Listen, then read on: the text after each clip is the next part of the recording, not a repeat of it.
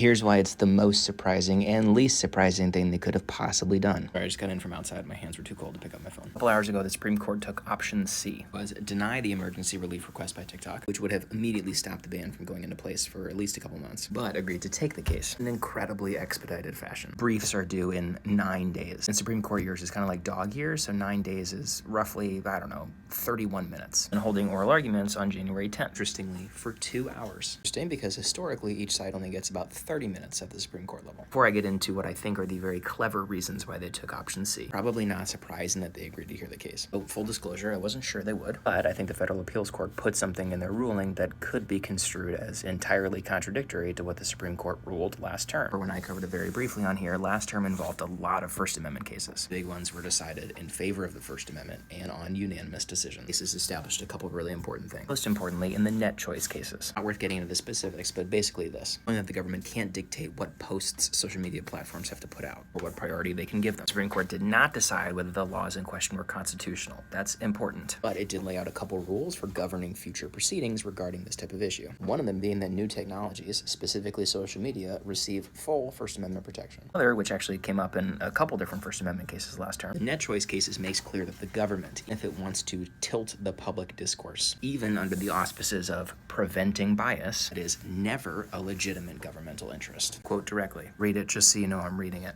On the spectrum of dangerous to free expression, there are few greater than allowing the government to change the speech of private actors in order to achieve its own conception of speech nirvana. Now, may I harken back to what the Federal Appeals Court said? Again, I'll read. First Amendment exists to protect free speech in the United States. Here, the government acted solely to protect that freedom from a foreign adversary nation and to limit that adversary's ability to gather data on people in the United States. I see why those seem a little bit contradictory. And so did the court. I had spent an inordinate amount of time in the Federal Appeals ruling saying, don't worry, it's not net choice. I promise. It's not net choice. Times, I'll admit, they do an okay job of showing that. Only when they're really talking about the data aspect, which, as many others around the world have pointed out, is a problem on every platform. I think it goes a little bit off the rails is on page 43 of the decision. Appeals Court suddenly kind of goes off on the data thing and instead goes back to the speech part. Read the first sentence and then summarize the rest.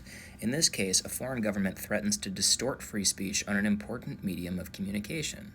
Uh-oh.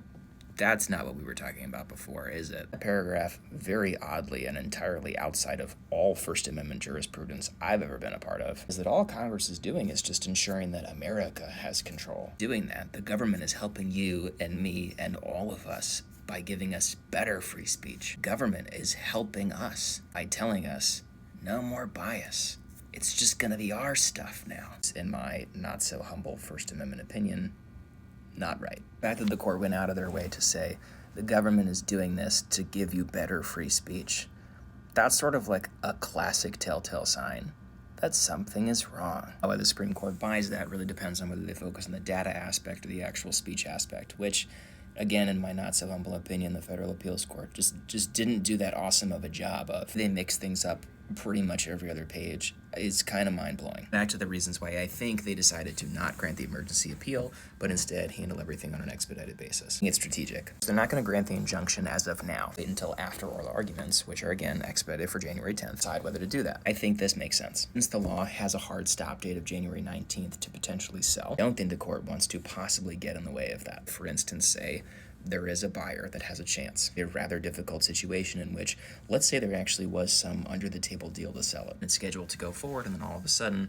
they issue this injunction, it takes months, and then that buyer falls through. That's not really ideal. The argument could have been made, hey, if you just left this thing alone, we would have accomplished the goal. The reason, I think, is because the difference between January 19th and January 20th. And the court is actually quite afraid of having to deal with a potentially novel issue. I mentioned on here before in passing when I occasionally do the videos that actually pertain to my day job. One way for a case to end is if the underlying issue becomes moot, or it no longer matters. Let's say my neighbor puts up a fence, and I think that fence shouldn't be allowed there by law, sue to get that fence taken down. While that suit is in progress, my neighbor sells their home, and the new owner comes in and says, I hate this fence here. I'm gonna take this fence out. Doesn't make any sense for that case to continue. Now, one way in which it can continue is, let's say the neighbor decides, I'm gonna take this fence out. Argument to be made that is not actually moot. This is what's called capable of repetition yet evading review. Take the fence out, then suddenly the case goes away, and then once the case is away, the neighbor's like, I win. Now I'm going to put that fence back. Probably see how that cycle would just continue. As pertinent here. Ex-president has said that once he takes office on January 20th, appears to be a soft spot for TikTok. What I don't think the Supreme Court wants to deal with, a situation in which they issue the injunction prior to hearing anything, put the law on hold for however many months. The next president says, hey, I'm not going to enforce this at all. You have a situation in which,